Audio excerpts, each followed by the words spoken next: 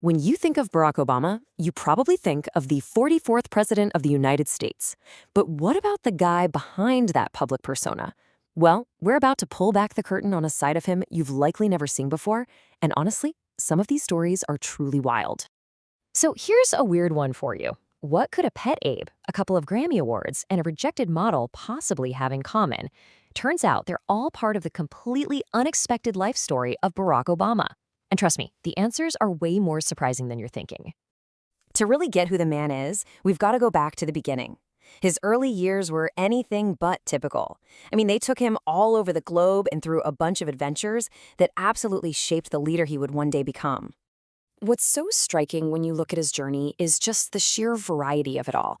He spent a chunk of his childhood in Indonesia, where he actually became fluent in the language.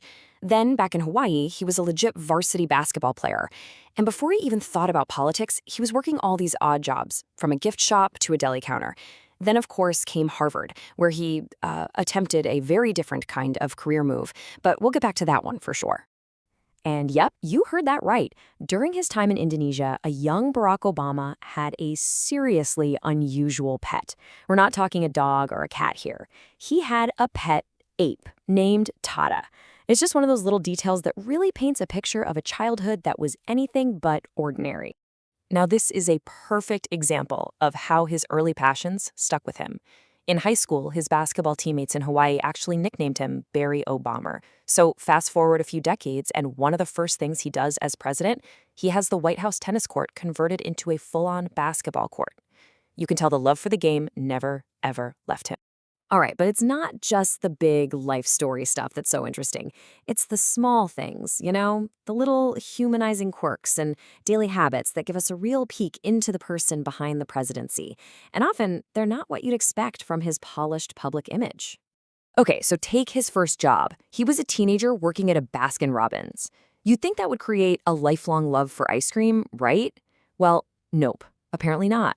He ate so much of it back then that he ended up hating it. It's a classic case of too much of a good thing. And speaking of surprising tastes, get this. For a guy in what is arguably one of the most high-stress jobs on the entire planet, you just assume he runs on coffee. But Obama doesn't drink coffee, at all.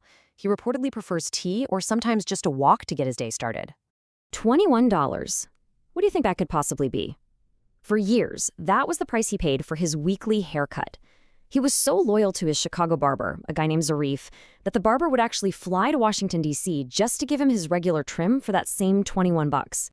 It seems even a president isn't above carrying a few good luck charms. He's known to keep this little collection of trinkets with him, and each one has its own story, from a Madonna and Child statue to a lucky poker chip, and even a bracelet that was given to him by a soldier who served in Iraq. It's a really personal, eclectic mix. So beyond his daily habits, his life is just filled with these interests and accomplishments that are completely outside of politics, and they show a totally different side of his personality.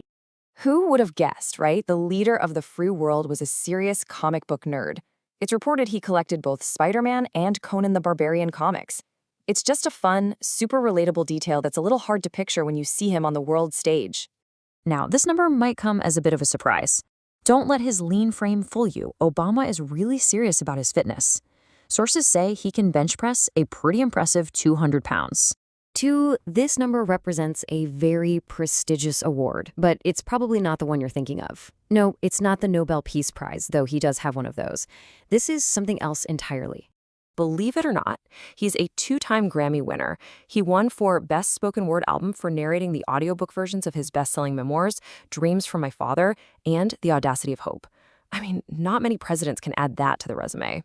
Okay, so best-selling author, Grammy winner, President of the United States. Let's go back to his Harvard days for a second. With all that success already under his belt, surely he could conquer the world of modeling, right? Well, not exactly. The story goes that he actually submitted photos to be featured in a Harvard Hunks charity calendar, but the all-female selection committee turned him down. It's just a wonderfully humanizing little story of failure on the path to unbelievable success. So how did all these personal traits and stories actually translate to his time in the world's most public office? How does a man with such a varied and unique background operate inside the White House? The Secret Service gives code names to every presidential family. And what was Obama's? Renegade. which, when you think about it, feels kind of fitting for a guy who broke so many conventions. The rest of the family had equally cool names. Michelle was Renaissance, Malia Radiance, and Sasha Rosebud.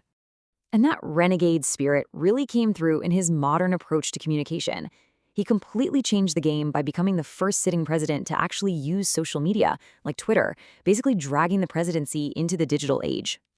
And despite the absolutely immense pressures of the presidency, he was fiercely dedicated to his family.